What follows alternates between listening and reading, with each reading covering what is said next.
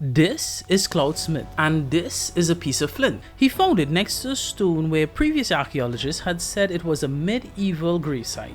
Being an archaeologist himself and actually standing at the site, he understood the significance of what he was holding. So he started to dig around the stone. What he found changed history. What was it? This is Göbekli Tepe. Hi guys, Random here. What is the oldest civilization that you know of? For most people, that is ancient Egypt. For those in the scientific community, it's that of ancient Mesopotamia. They had built irrigation systems as well as developed farming techniques and started to build living spaces. This was around 6000 BC. Anything before that was considered hunter-gatherers, like the Matufian people who lived here in the Fertile Crescent around 13,000 years ago. Their greatest accomplishment seemed to be that they were able to build huts while hunting gazelle and gathering nuts and berries. Our version of history went like this. We settled, we learned how to do farming, and because of having free time, we were able to build mega structures. And then some newly minted archaeologists found some flint fragments and turned that theory on its head. Why was Cloud Smith there at this site? It wasn't because he was looking for Göbekli Tepe. His previous dig site had got flooded. He had read a report from Columbia University and decided to visit the site. When he found the flint fragments, being an archaeologist, he understood what it was. He got approval to dig the site, having no idea that he was about to change history, because when the tests came back from how old the site was, it was over 12,000 years old. Our version of history was wrong.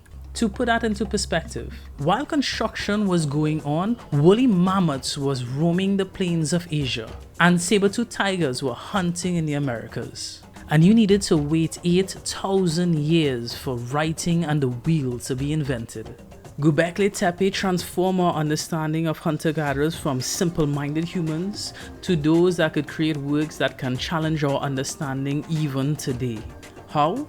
One of the stones found in Göbekli Tepe weighs 16 tons. To move that kind of stone would have required coordination that would have challenged any of today's event planners. And that's the easy part. How do you quarry a 16-ton stone with just flint? How do you raise it without a crane? How do you align it with a specific star in the night sky? Interesting, isn't it?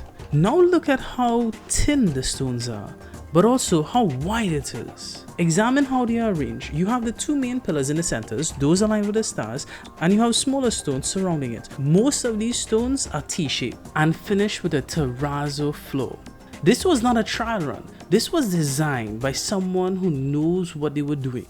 The most interesting part about this structure is not how they got the stones there or even how they got it erect, but the design and the way that they chose to decorate Göbekli Tepe. The T-shaped pillars are thought to be a representation of a headless man, because here is an arm and there is a loincloth, accompanied by a lot of different animals. But look at it closer. They did not etch the design into stone. They chipped away at it to make the design. That requires remarkable skill and ingenuity, and look at the quality of the designs that were made.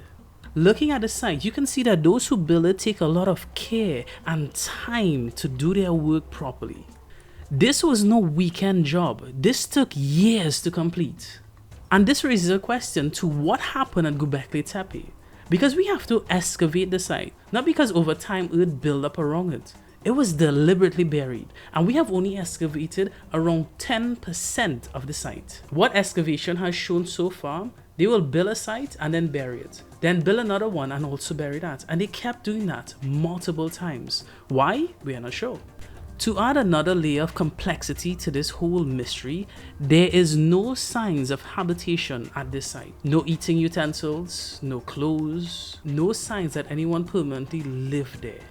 How do you do that? How do you build something where no one is permanently staying? Now let's add another layer of complexity to this.